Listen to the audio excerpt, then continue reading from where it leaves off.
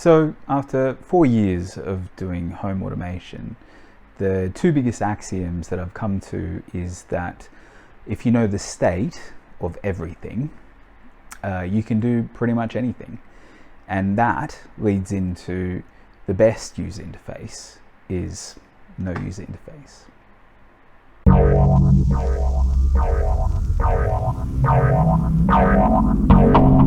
So this is my very first YouTube video. It's going to be a automation tour of the best automations that I've come up with so far.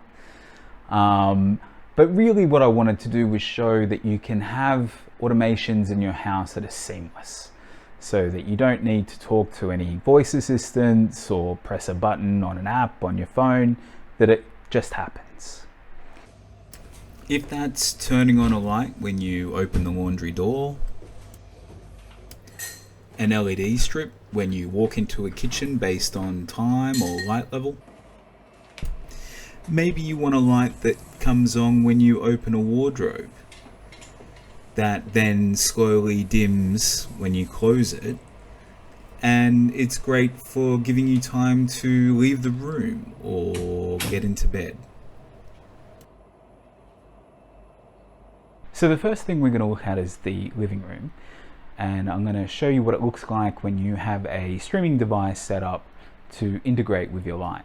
So as I walk into the living room, the motion detector picks me up and turns on the LED strips and bookshelf lighting. As I turn on the TV, it turns off the bookshelf light. This puts more focus on the TV, and as I play a video, the other lights in the room turn off.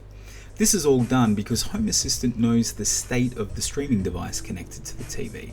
If it's on or off, playing or idle. Again, when you know the state of everything, you can do anything. The lights behind the TV are made up of a Raspberry Pi running software called Hyper-Band, addressable LED strip, about 130 Australian dollars, and a massive difference to the 1500 or so for a Philips Hue. When I stop playback, again, Home Assistant is updated with the stop state of the streaming device and turns the lights back on. And as I turn the TV off and stand, the motion sensor picks me up again and turns on any lights in this automation that were not already on, like the bookshelf lights. And this is a very quick look at the Node-RED software that makes all of this happen. Here I have some music playing on an Echo Show. Maybe hard to kind of get this to come across properly, but as I walk down the hallway and move into the bathroom, as you can see here, the lights come on and the music starts playing on this device.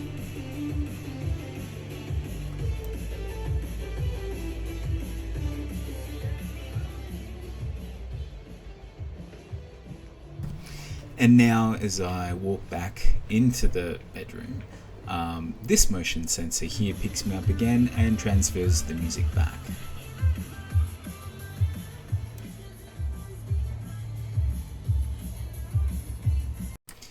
And here with a very quick look at the Node-RED flow that runs this automation. Lastly, the bed automation. What we have here is some load cells, basically scales attached to a Wi-Fi enabled microcontroller and then into Home Assistant. I've cut this down a little, but basically after 30 seconds of a wait being on the bed, the curtains start to close, a 5-minute reading light comes on, and white noise starts on the bedroom speakers. Also while turning off every other light in the house. And lastly, a very quick look at the automation flows. So that's it for my very first video. Not the best content that you've ever seen, I'm sure, but you've got to start somewhere, right? It's been a lot of procrastination to get to this point, but finally made the first one. I've added links to my GitHub for the Node-RED flows. Hope it helps someone out there, and feel free to leave a comment with any kind of questions, or if you want to know more about a particular set of flows that I have. in this video. Next video will be about integrating your 3D printer with Home Assistant, Node-RED, Octoprint, and this kind of allows you to do things like auto shutdown once a print's done, having Alexa announce to the house that the print is finished or that it's failed or stuff like that. So hopefully that won't be too far away, and hopefully you enjoyed this one. So yeah, till next time.